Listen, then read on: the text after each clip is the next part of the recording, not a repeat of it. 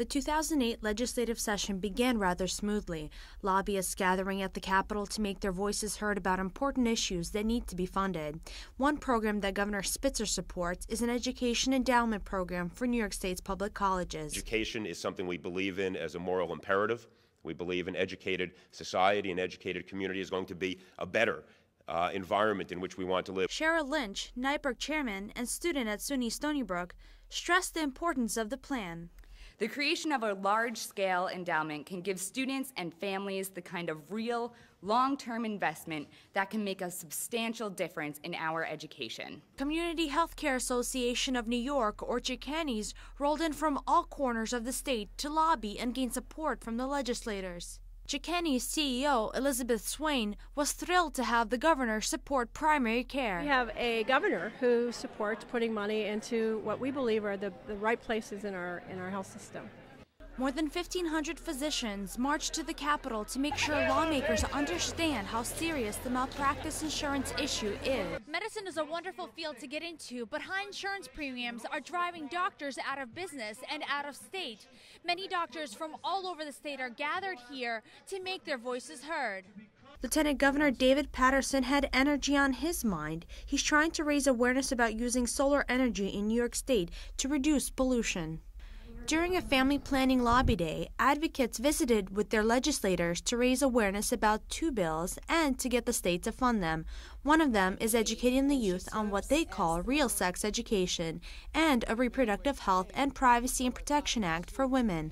FPA President and CEO Joanne Smith wants the state budget to fund them. We're talking about funding in the state budget to make sure that our providers can keep their doors open so that there can be access to women to reproductive health care. One very important person who was supposed to make an appearance did not.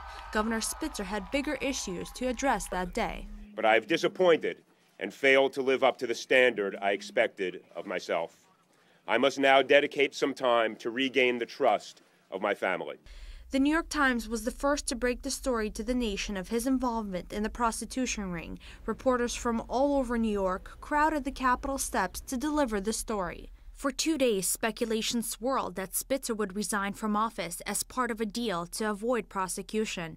U.S. Attorney Michael Garcia said no deal was made, and on Wednesday, Spitzer took the next step.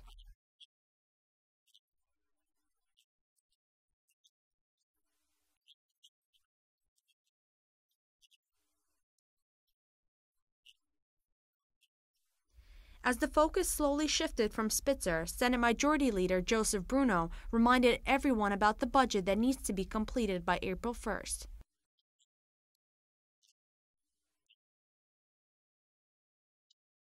Within a week, New Yorkers saw one governor fall from grace and a new one come to power.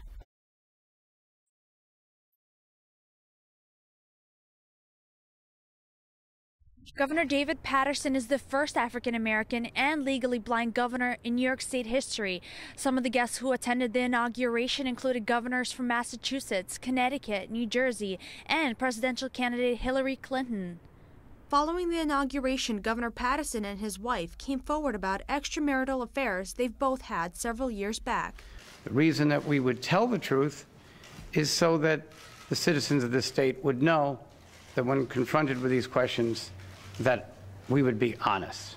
After all the scandal and revelations within that short period of time, Paterson and the lawmakers finally went to work on the budget.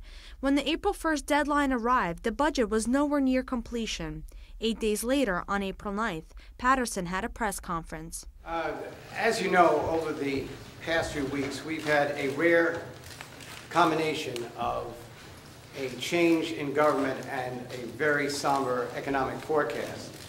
In spite of that, we are passing New York State's budget today.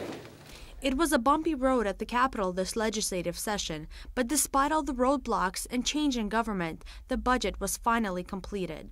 At the Capitol, I'm Christina Krykhtin.